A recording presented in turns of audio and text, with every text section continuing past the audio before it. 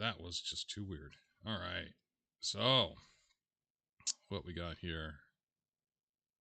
I gotta turn off that for now. And here we go.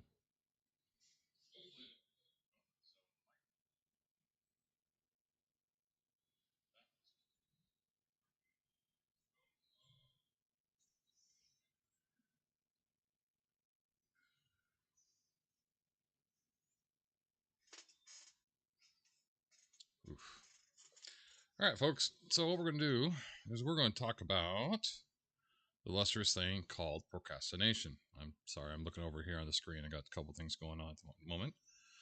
Um, Everybody knows what procrastination is. Procrastination is the idea of putting something off until the time can get done.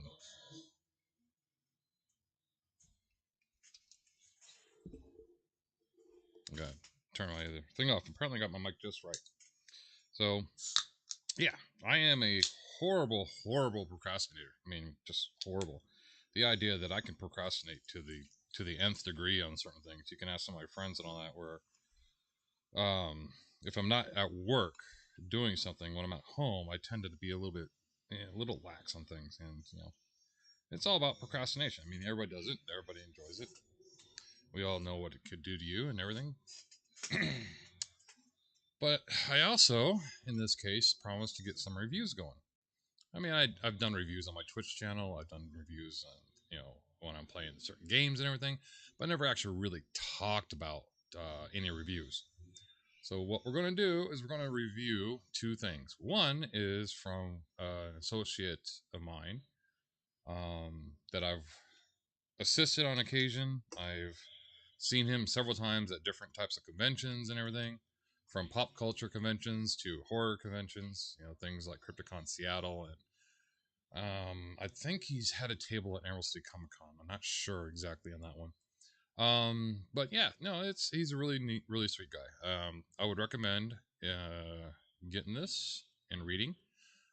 And what this is oh, that's a bad position for that, isn't it? All right. Let's move this to here. Yes, there we go. So, what this is a guy. The author is his name is Matt Dinneman, and he wrote a series called Dungeon Crawlers Carl series. He's written several other stuff. He's written a kaiju series. I think only 3 books in that run. He written his first novel I saw was about a thing in Arizona. He was writing a horror story that happened in Arizona where he used to live, and he doesn't live there anymore, as far as I know. I still keep in contact with him and see him on occasion. But yes, so I'm not a fast reader by any stretch of the means. When it comes to reading books, when it comes to reading anything, I am a precise and very focused reader in that sense. Come on, it took me 6 months to read the Silmarillion. It took me 3 months to read The Hobbit. But if I really, really like a book, if the book really sells me and the story's really good, like the Tear series by Philip A. Farmer. They're short books, but I read them quickly. The Dragonlance novels 1 through 4, because the 4th one came out several years later after the one's release. I've read those fairly quickly of the first set of books. But this is Dungeon Crawler Carl. He is a man, his ex-girlfriend's cat, a sadistic game show unlike any in the universe. A dungeon crawl where the survival depends on killing your prey, and in the most entertaining ways possible. And so far there are 7 books. I have read book 1 through 5. I'm on book 5 right now. I read 1 through 4 in less than a week, or just barely a week. I started reading book 1 when I was in Rose City Comic Con, working the convention down there, and I then moved to work in other shows after that. But yeah, I started reading this on Saturday night, book 1, and then I just completed book 1 and just pretty much destroyed it and caused what you can call pink eye. I actually developed I have an allergic condition. When I ice get super ice strain, all that, it'll cause a version of pink eyes, not conjunctivitis, but a version of it where I then have to take eye drops to fix it, and I've actually fixed it. So yeah, this is Dungeon Crawler Carl. I recommend it. It's recommend getting it and reading it. And then we got here the news announcement that was made a few weeks ago. It was a few weeks ago, about a couple months ago. No, a few weeks ago. Yeah, August 21st. Universal International Studios buys Matt Dinman's Dungeon Crawler Carl with Seth MacFarlane's Fuzzy Door and Chris Yost attached. So the exclusive is Universal International Studios and Seth MacFarlane. Farland's Fuzzy's Door are set to develop a TV adaptation, and I hope it's animation, not an actually live action. I mean, live action would be great, but you couldn't get the details in correctly with the live action that you can with animation. Um, Matt Dinman's adaptations of the Dungeon Crawler Carl. Chris Yost, the best known for writing Thor Ragnarok, which Thor Ragnarok was good. He could have done the Game Master a little bit better, and the Game Master is a great MCU character in the MCU universe, but they could have done him slightly better. Disney Plus's Mandalorian, now, which is good. Mandalorian was a good series, and UAS is which part of the Universal and Studio Group grabbed the rights to the novel, which described a highly competitive situation where the USG's creativity acquisitions and the IP management team and the key role in the key details. Dinneman's Indies novel Dungeon Crawler Carl has sold more than 1 million copies initially and have been self-published as an ebook and an audiobook. 5 sequels have followed. At this point, it's actually 6. And Dinneman has raised major sums in the Kickstarter published special editions. He has recently signed a publishing deal with Penguin Random House and will have hardcover versions of the books released in August 27th. Correct. I know there's book 1 through 3 that has been released, but I don't know about books about 4, 5, and 6 yet. There is some special stuff that's in the book that are in book 1 through 3. The novel set in the world where aliens invasion has wiped out most of humanity, and the survivors are forced to fight for their lives in a sadistic intergalactic game show. Close, but not quite. There's more to it. Coast Guard vet Carl finds himself paired with his ex-girlfriend's stuck-up, tiara-wearing, award-winning show cat Princess Donut, the Queen Anne Chunk, as they try to survive to the end of the world, fighting the monsters and aliens and an insane AI, even other survivors. From MacFarlane's Fuzzy Door, the project joins the slate also includes a Peacock's Ted, an adaptation of the graphics novel series Shroud College, and revealed a revival of Herman Wonk's classic American novel, war novel, The Winds and War, both of which are Universal companies, are also for Universal. The company's multi-layered deal with the Universal, through which the comedy Ted was launched in January, which I think Ted, I don't know if it's shown on Tubi or what's it showing on? Excuse me. Or Peacock. I can't remember which one. I think I paid for Peacock because I want to watch Ted and I actually enjoyed it.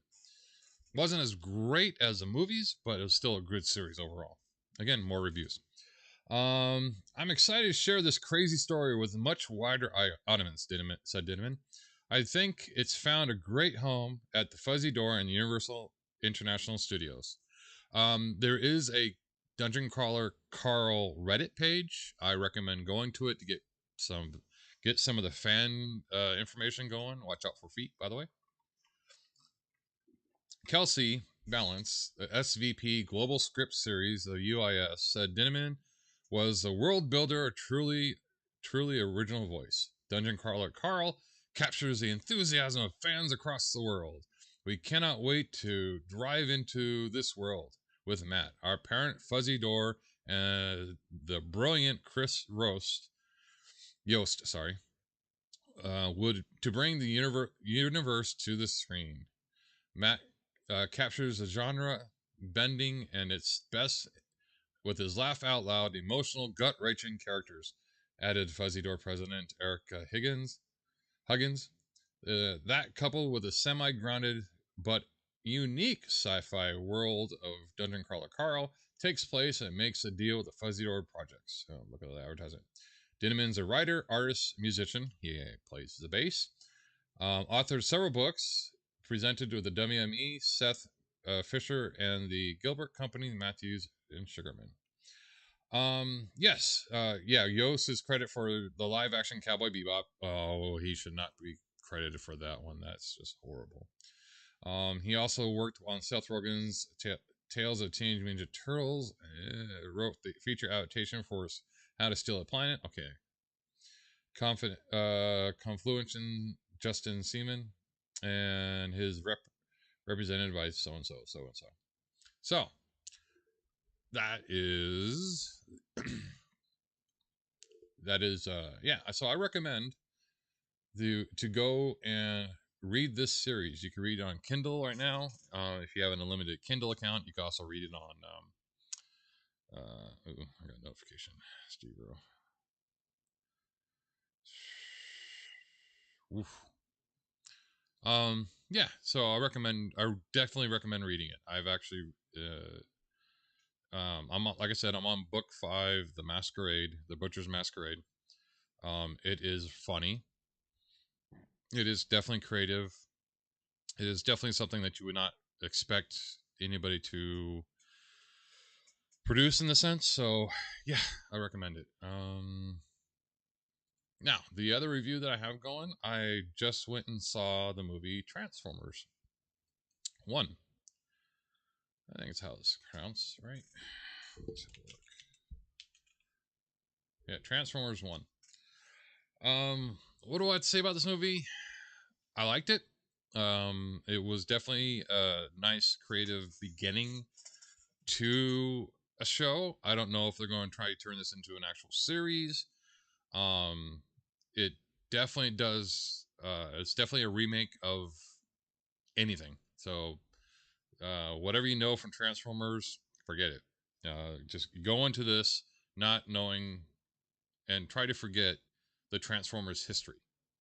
That's the best way to put it.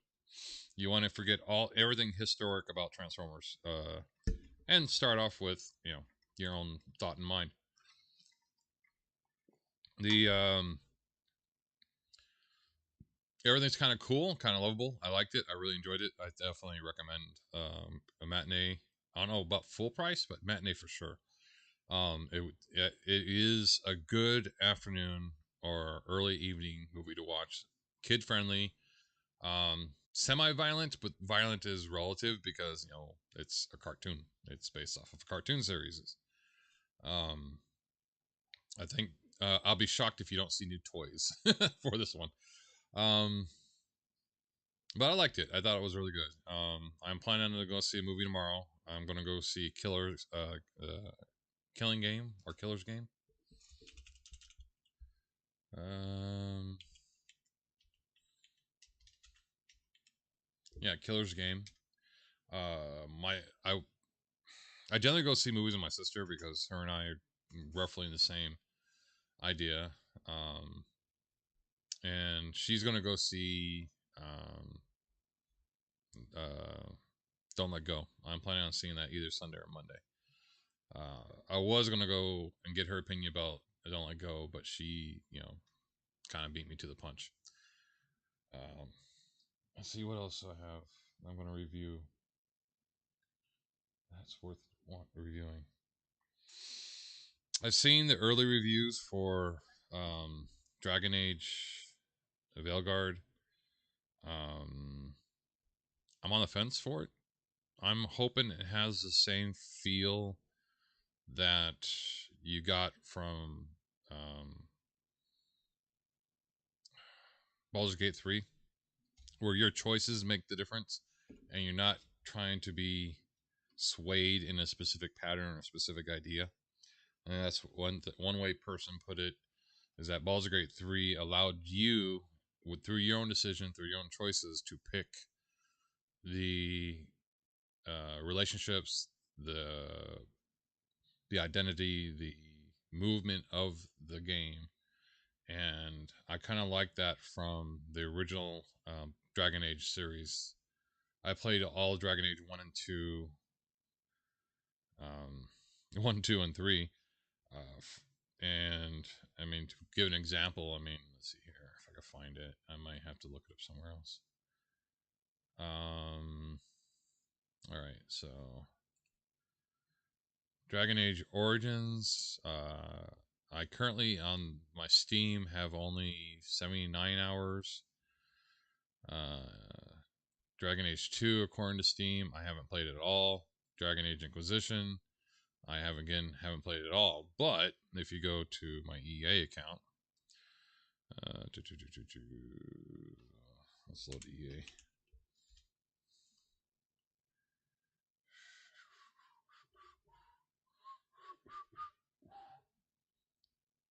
Let's see if EA will load. There we go. Let's see here.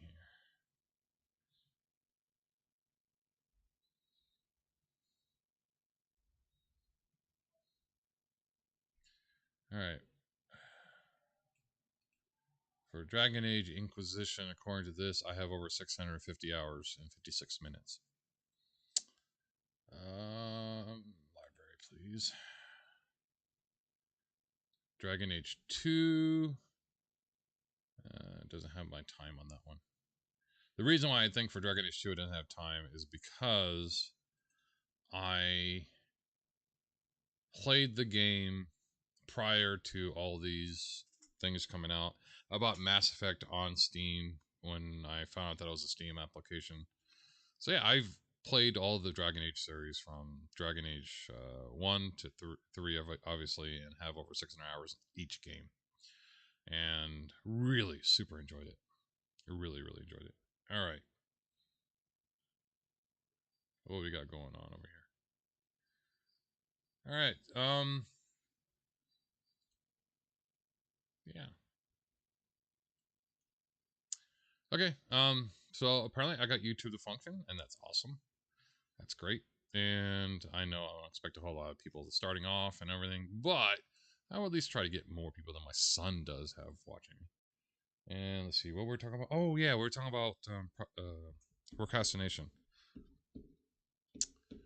Yeah, I started that on LiveJournal. I think a conversation about procrastination. I have to get back to that again. So with that, next time. Yeah, next time we'll get back to procrastination next time. So you guys have a good one.